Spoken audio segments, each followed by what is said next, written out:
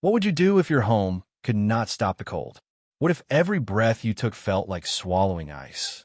And what if the fire you relied on wanted to die before morning? These are not hypothetical questions. For medieval peasant, winter was not a season of cozy nights by the hearth. It was a battle fought in the dark with frozen fingers and fading embers. Tonight, you will learn how ordinary people did the extraordinary. They survived nights so cold that even the wolves stayed quiet. No modern blankets, no central heating, just grit, just ingenuity, and a few desperate tricks that meant the difference between waking up and never waking up again. If you want to know how they did it, stay with me. And before we step into the cold together, take a moment to subscribe and like this video. Because history is... The wall was not a wall. Not really. It was a weave of brittle hazel branches plastered with clay and straw and whatever the family had left over from the autumn harvest. In summer, the daub held firm, keeping out the worst of the sun. But in winter, the cold found every gap. Every crack was a finger of frost slipping inside. And once the frost was in, it did not leave. You could stand by the wall on a calm evening and feel nothing. Then a gust would come from the east across the frozen fields, and suddenly a line of ice would trace itself across your shoulder blade. Not a draft, a blade. A thin, invisible blade that cut through wool and linen and skin like it was testing how deep you could feel pain before you stopped feeling anything at all. The peasants called this the house breath. They believed the walls inhaled the cold and exhaled it directly onto their bones. They were not wrong. At night, the temperature inside dropped to barely a few degrees warmer than the world outside. That meant if the wind howled at 20 degrees, your home politely offered you 22. A gift of 2 degrees. Just enough to keep water from freezing solid inside the bucket. Just enough to remind you that you were still alive. But the real terror was not the wind. It was the stillness. On the worst nights, the air outside went silent. No wind. No animal sounds. Just a dense frozen pressure that pushed against the walls like a giant hand pressing down on a fragile shell. In that silence, the house stopped breathing. The timbers creaked once, then held their breath. The daub contracted, creating hairline fractures you could not see, but the cold could. And through those invisible fractures came something worse than a draft. It came like a visitor, a slow, creeping presence that started at the floor and rose upward. First, your feet felt heavy. Then your ankles turned to stone. Then your knees forgot how to bend. The cold did not attack you. It seduced you. It promised numbness.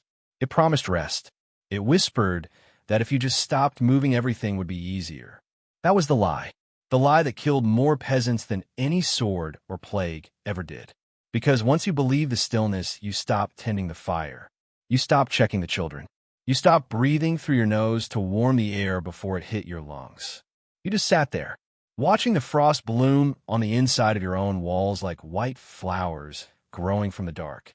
And the frost grew fast. In an unsealed house, a single night could coat the timbers with a thin, glittering fur. By morning, the water bucket would be solid. The bread left near the window would be a brick. And the person who fell asleep too close to the wall might wake with their hair frozen to the daub. Or they might not wake at all. The walls did not hate you. That was the strange truth. The walls simply forgot to protect you.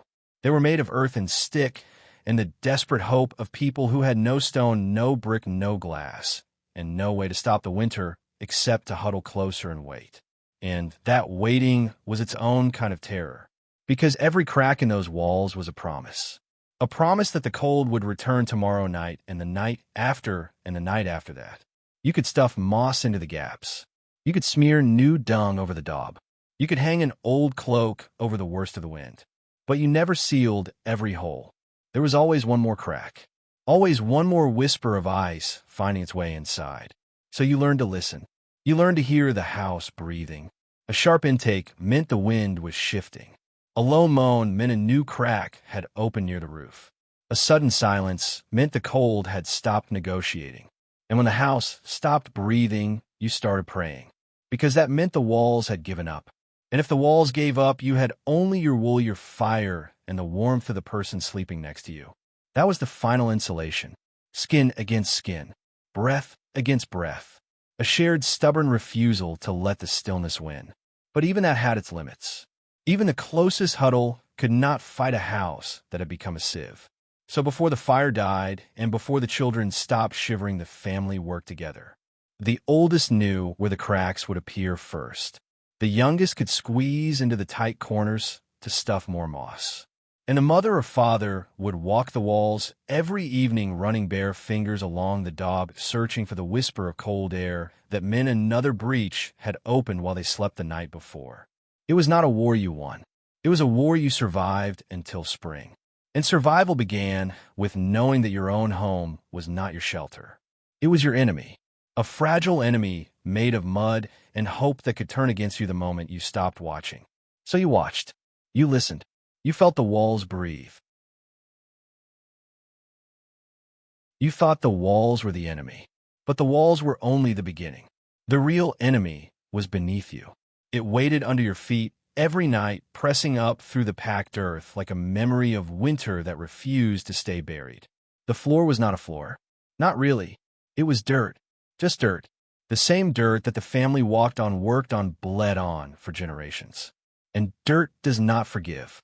In summer, the floor was hard and dry, and you could sweep it clean with a bundle of twigs. In autumn, it turned soft from the rains, and you learned to step carefully to avoid sinking into cold mud. But in winter, the floor became something else entirely. It became a thief. The ground under your home had been freezing since October. Inch by inch, the frost traveled downward, first a few fingers, then a hand, then an arm, reaching deeper every night. By December, the frozen earth sat just below the surface waiting. And at night, when you lay down on your straw mattress, that frozen earth began to pull.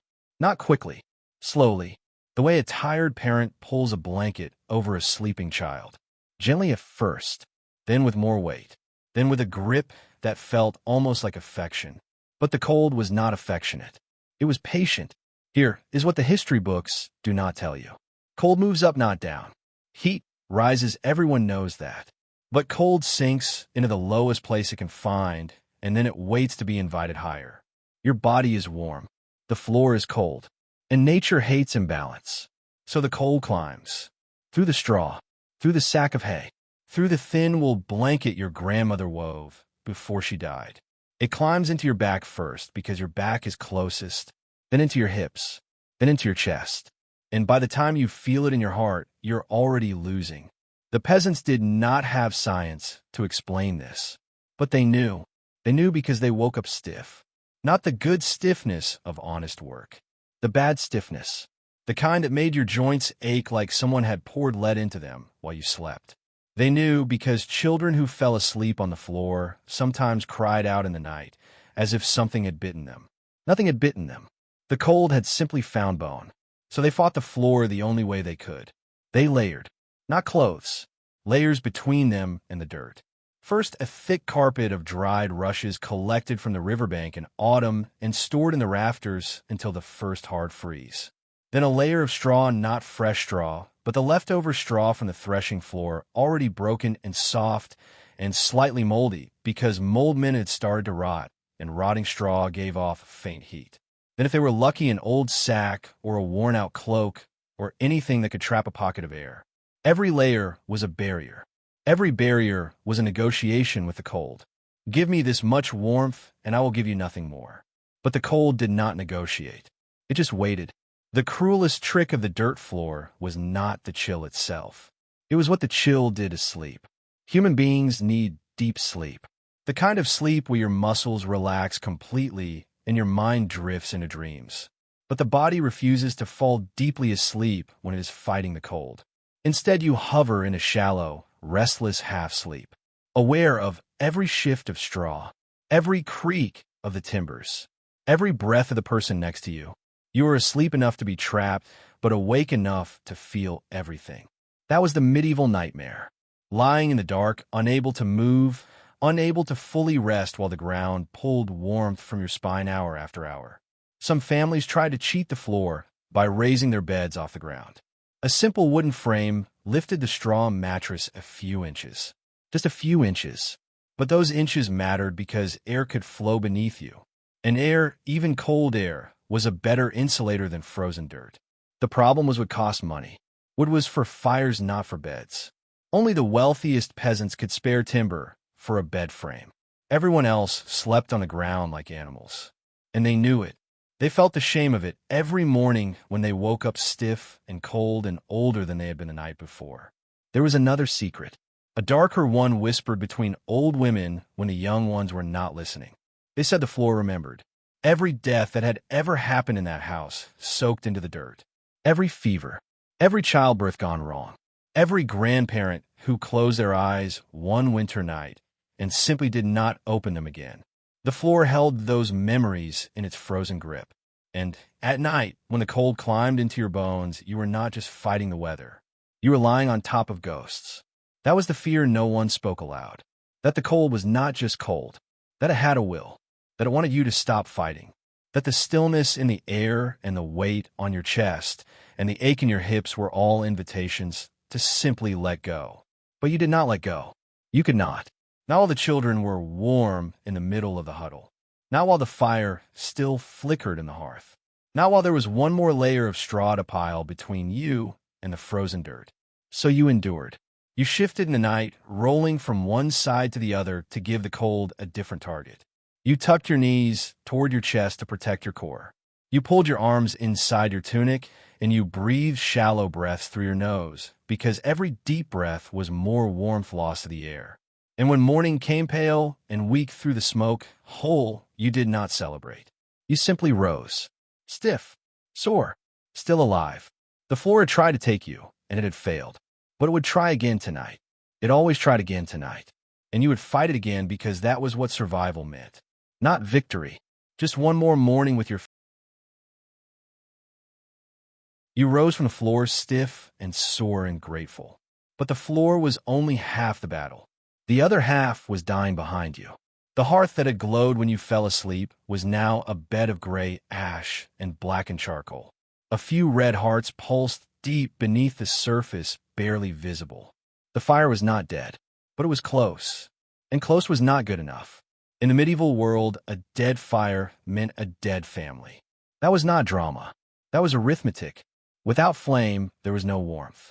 Without warmth, there was no sleep. Without sleep, there was no strength to find more wood, or tend the animals, or simply breathe through another night. The fire was not a convenience. It was a family member, a temperamental, fragile family member that required constant attention and could die from a single draft or a moment of neglect. So the peasants learned to cheat. They learned to bank the fire. Banking is not a word that belongs in a cozy story. It sounds like money and safety and slow, steady growth.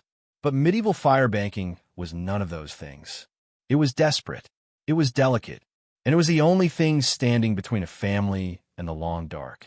Here's how it worked. Before the family curled into their straw nest, someone had to prepare the hearth for the night. Not the mother or the father alone. Everyone old enough to hold a stick had a job. The smallest children gathered ash from the edges of the fire pit. The older ones used broken pottery shards to scrape the coals into a single pile. And the parents watched the wind, because the wind was the real enemy. A gust through a crack in the wall could scatter the embers, or worse, lift a burning twig into the thatch. That had happened. Everyone knew a family who had burned, not frozen. A bad choice either way. Once the coals were gathered, the banking began. You took fine ash, not the chunky black bits, but the pale, soft ash that felt like dust between your fingers. And you covered the embers with it. Gently, slowly, as if you were tucking a child into bed. The ash was the blanket. It trapped the heat. It kept the oxygen away just enough to slow the burning, but not enough to kill it. A banked fire could live for hours on almost nothing. A single ember the size of your thumbnail could hold enough heat to restart the flames at dawn.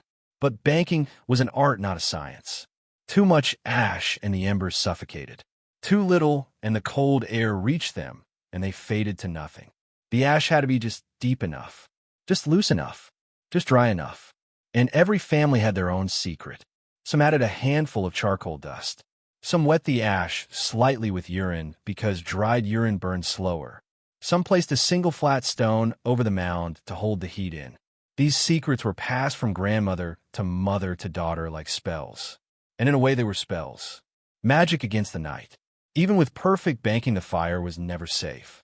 A sudden drop in temperature could pull the remaining heat from the coals faster than the ash could hold it. A rat digging near the hearth could scatter the mound. A child shifting in their sleep could kick a stray ember into the straw and turn the house into a funeral pyre. The family slept with one ear open, listening for the hiss of a spark or the telltale silence of a fire that had given up. And when the fire gave up, there was no quick fix. Matches did not exist. Lighters were centuries away. To restart a flame, you needed flint and steel and something dry to catch the spark. In summer, that was easy. In winter, everything was damp. The kindling stored near the door had absorbed moisture from the air. The tinder box under the bed was cold to the touch. Your own fingers were too stiff to strike the flint properly. You could kneel there for an hour, striking spark after spark, watching each one die before it found home. And every minute you knelt, the cold climbed higher into your legs, your chest, your throat.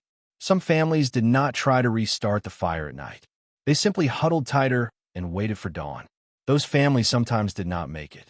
The neighbors would find them in the morning still in their sleeping positions, still wrapped in each other's arms, but cold. Not sleeping cold. The other cold. The final cold. So banking was not a luxury. It was a prayer made of ash and ember. Every night, the family gathered around the hearth before sleeping, not to warm themselves, but to say goodbye to the fire. Because they knew it might not survive until morning. And if it did not survive, neither might they. The ritual was always the same. The father or mother knelt and spread the ash while the others watched in silence. No one spoke during the banking. Words could distract. Words could invite the wrong spirits. Word could break the spell. So the only sounds are the soft scrape of pottery on stone and the whisper of ash falling onto coals and the wind outside pressing against the walls asking to be let in. When the mound was finished, someone would place a final offering on top. A pinch of salt to keep evil away. A few drops of water to seal the ash. A single charred twig laid across the mound like a promise. Then the family turned their backs on the hearth and walked to the straw. They did not look back. Looking back was bad luck. It meant you did not trust the fire.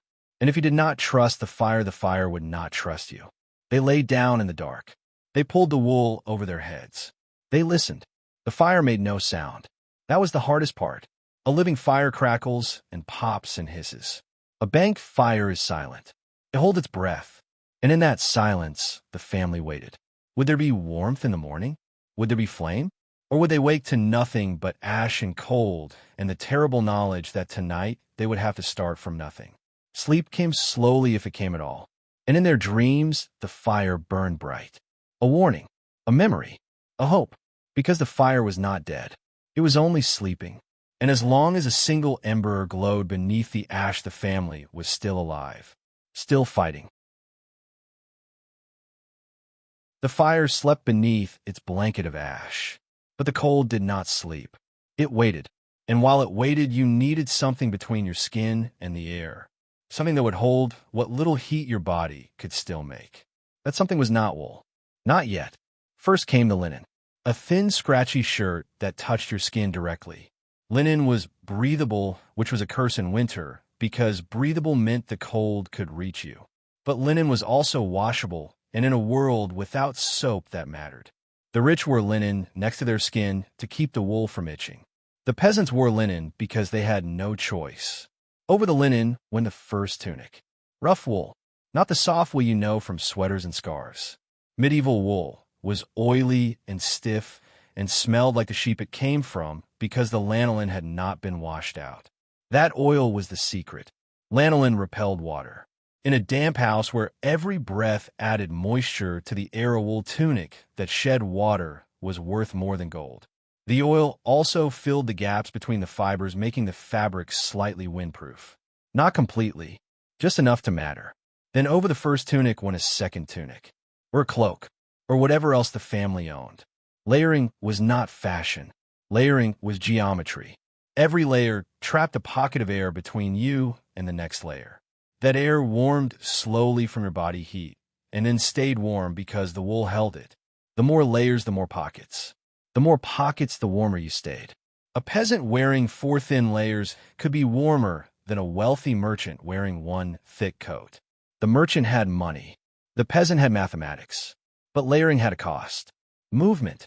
A peasant in full winter dress could barely lift their arms. The layers bunched at the elbows and shoulders. The cloak dragged on the ground. The hood slipped over the eyes. Walking to the woodpile was a clumsy shuffle. Running was impossible. Fighting was a joke. But peasants did not need to run or fight in winter. They needed to survive until spring. And survival meant staying still and staying layered. The clothes never came off. That was the part that shocks modern minds. A medieval peasant wore the same wool tunics day and night from November to March. They slept in them. They ate in them. They tended the animals in them. The layers became a second skin. And like a second skin, they absorbed everything. Sweat, smoke, grease, the dust from the straw, the dander from the cow, the ashes from the hearth. By February, the outer tunic was stiff with grime. By March, it could almost stand on its own. And that grime was not dirt. It was armor. Every stain was a patch. Every grease spot was a seal. The layers of smoke and oil and sweat filled the gaps in the wool until the fabric became almost solid. Wind could not penetrate it. Water beat it on the surface. The cold pressed against the outer tunic and found no way in. A clean wool tunic was a sieve. A dirty wool tunic was a wall. The peasants knew this. They did not wash their winter clothes not because they were lazy, but because washing would kill them. There was a darker truth beneath the grime. The clothes carried the memory of every person who had worn them before. A tunic handed down from a grandmother carried her warmth. A cloak that had wrapped a dying uncle still held something of his heat. The peasants did not speak of this. It was not magic. It was not superstition. It was simply true. Clothes absorbed life, and wearing the clothes of the dead meant carrying a little of them into the cold. That was comfort. That was also terror, because the dead had stopped fighting, and you wondered sometimes if their clothes remembered how to give up. The feet were the hardest problem. Shoes were rare. Boots were for lords. Most peasants wrapped their feet in scraps of old cloth and shoved them into wooden clogs. The cloth wicked moisture away from the skin, which was good. But the clogs offered no insulation. Your foot sat inside a wooden box pressed against frozen air. After an hour outside, you could not feel your toes. After 2 hours, you stopped caring. After 3 hours, you started to worry, because numbness was not the same as safety.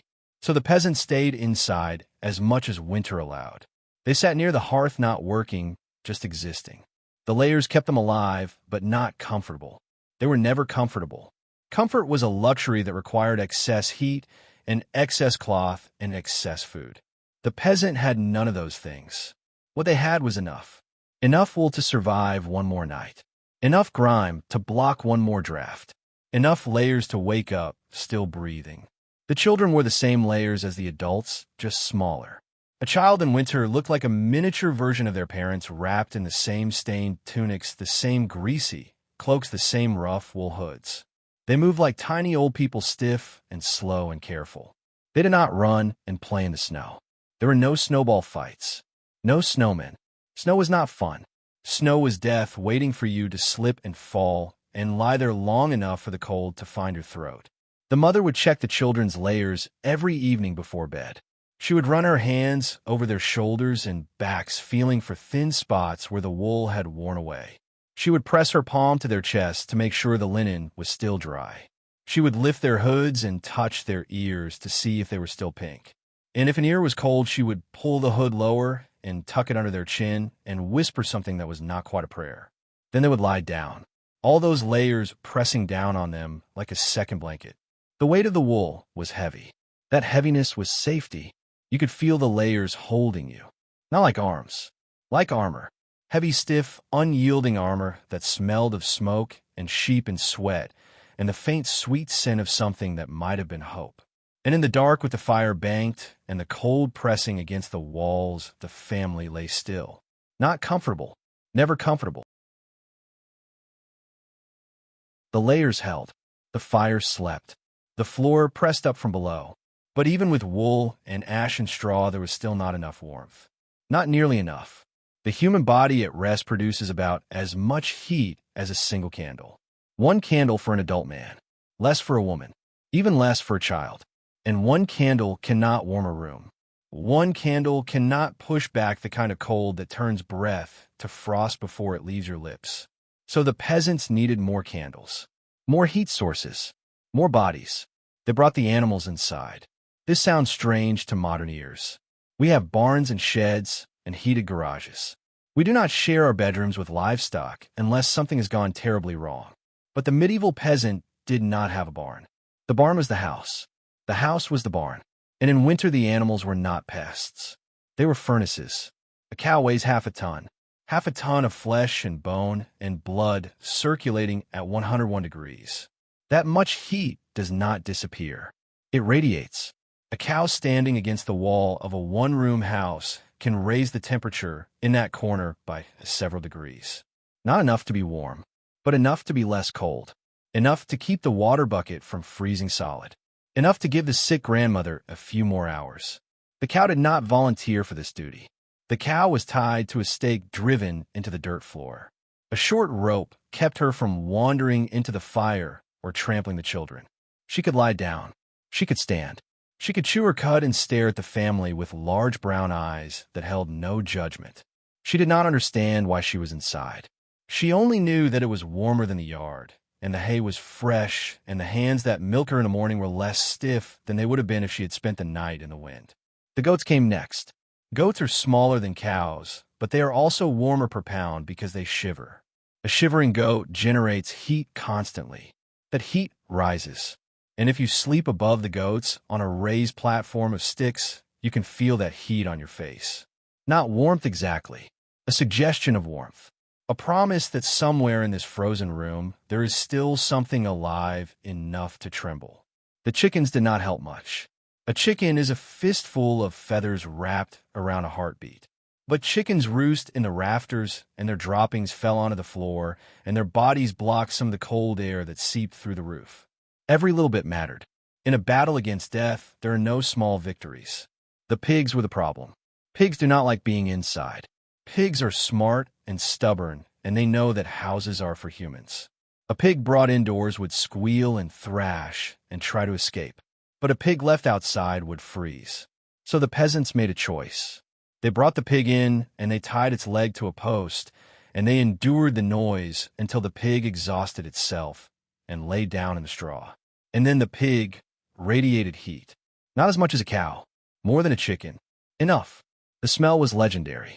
A room with a cow, a goat, a pig, and a dozen chickens does not smell like anything modern noses can comprehend. It smells of manure and wet fur and sour milk and chicken dust and pig sweat and the sharp ammonia of urine soaking into the straw. The peasants did not notice. Their noses had surrendered years ago.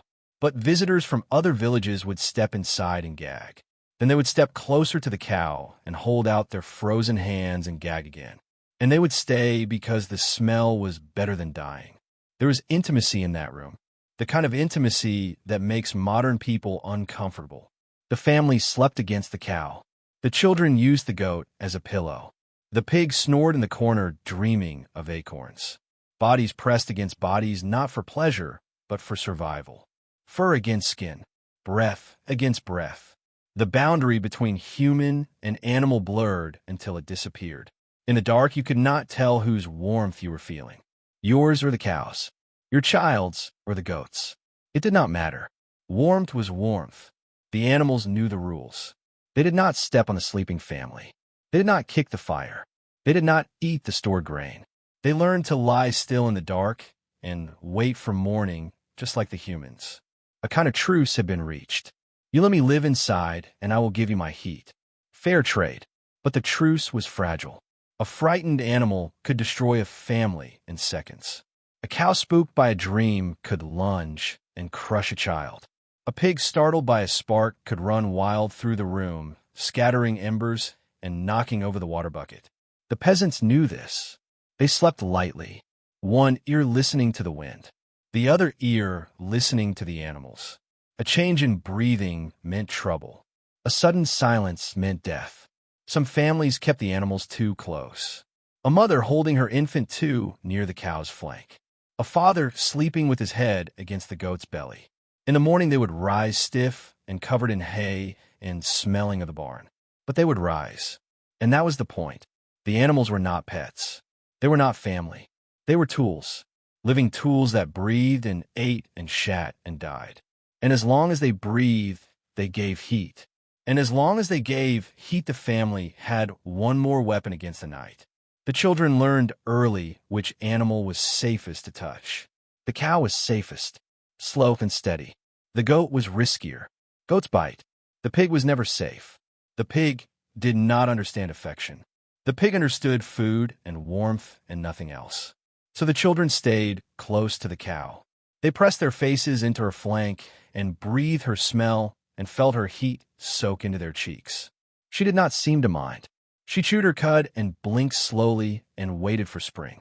And in the deepest part of the night, when even the banked fire had faded to a whisper, the cow would shift her weight and sigh. A long, low sound that was not quite a moo. A sound of patience. A sound of endurance. A sound that said, I'm still here. You're still here. We're still alive. The cow sighed. The family pressed close. But even with all that fur and flesh and breath, there was still a cold spot. A place where the warmth did not reach. The feet. Always the feet. They lay at the end of the bed, farthest from the fire and farthest from the cow. The straw at the foot of the mattress was always damp from melted snow, and the dampness pulled heat faster than dry straw ever could. You could pile on extra wool. You could tuck your knees to your chest. But your feet would still feel like stones by midnight. Cold stones that did not belong to you. So the peasants invented a miracle. A small, simple miracle that cost nothing but required everything. They heated stones. Not special stones. Not carved or blessed or traded from distant lands. Just stones. Flat river stones about the size of a man's hand. Smooth from water and time and small enough to hold. Every family kept a few of these stones near the hearth. They were not beautiful. They were not valuable. No thief would take them. But on a winter night, those stones were worth more than silver. Here is how the miracle worked. An hour before bed, someone would take the stones and place them directly into the fire. Not near the fire. Into the fire. Bury them in the coals. Let them sit there while the family ate their last meal of the day and checked the cracks in the walls and said their quiet prayers. The stones absorbed heat slowly. Stone does not burn. Stone does not smoke. Stone simply takes and takes and takes until it becomes almost unbearable to touch. That was the goal. Unbearable. When the time came to sleep, someone would retrieve the stones. This was dangerous work.